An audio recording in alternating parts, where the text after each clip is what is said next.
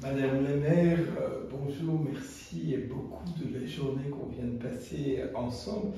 Dites-nous un petit peu votre ville, Riom, où ça se trouve.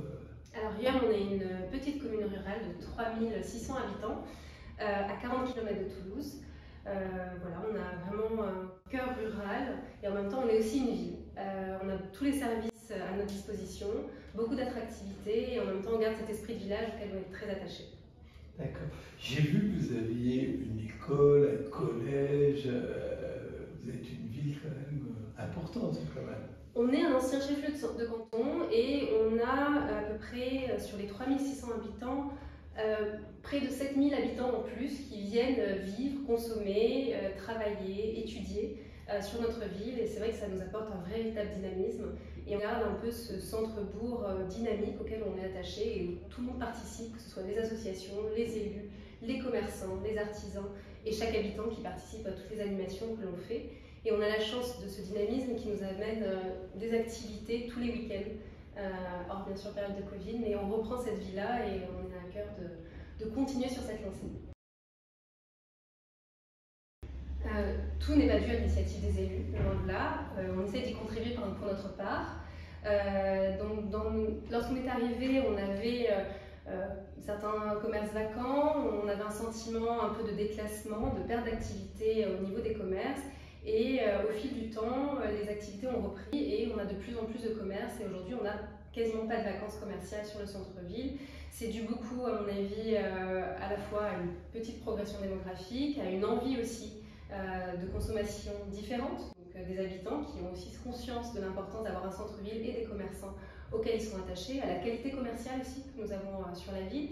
Et puis nous, à notre échelle, nous avons refait, alors on le fait progressivement, hein, la voirie n'est pas encore dans son meilleur état, mais on a fait l'entrée du village déjà pour changer un petit peu l'aspect de cette entrée de village qui était pas forcément des plus accueillantes.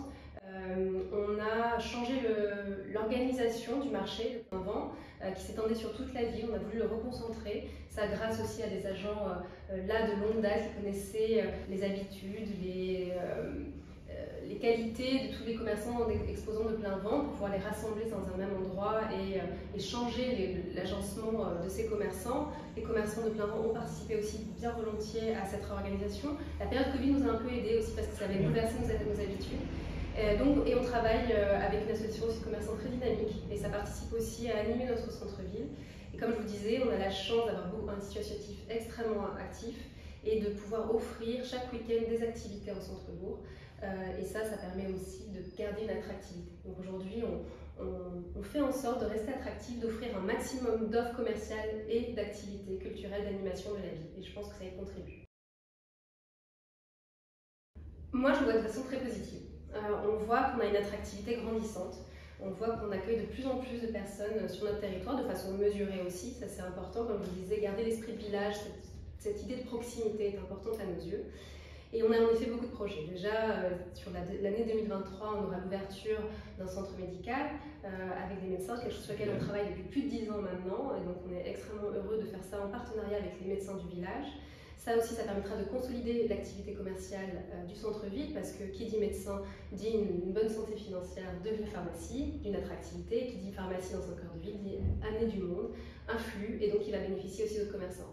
Dans les actions qu'on a menées aussi pour répondre à votre précédente question, on a eu la chance de pouvoir récupérer une station biométrique. Vous savez, les stations où on fait les passeports, les cartes d'identité, et on a voulu à tout prix la garder ouverte le samedi parce qu'on s'est dit qu'on allait amener un flux de personnes qui ne viennent pas d'habitude sur notre ville et qui allaient peut-être consommer aussi sur les jours d'ouverture des commerces pour pouvoir leur amener un peu plus d'attractivité. Donc dès qu'on a cette opportunité de pouvoir amener de l'attractivité et un flux pour nos commerçants, c'est ce que nous faisons et je pense que ça amène de la vie au village. Vous parliez du déplacement de la mairie.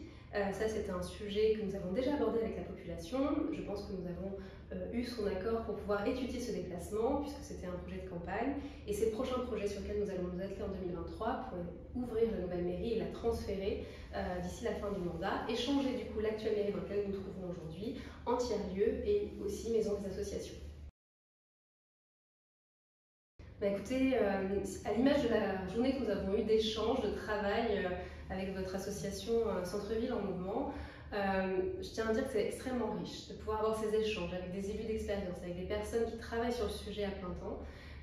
parce qu'on a besoin de ces échanges d'expériences et de pouvoir justement trouver les bonnes idées. On ne va pas réinventer l'eau chaude à chaque fois, et pour nous accélérer dans nos choix, dans nos décisions et dans nos actions, on a besoin de pouvoir échanger. Donc je tenais à vous remercier de cette journée d'échange qui avait été riche pour nous, y compris avec l'ancien maire de la ville de Montrouge, qui nous aura fait bénéficier de sa longue expérience. Oui, c'est vrai que Jean-Loup Méton est vraiment un de nos vice-présidents qui travaille beaucoup. Merci beaucoup, Madame la maire. Merci à vous, merci infiniment.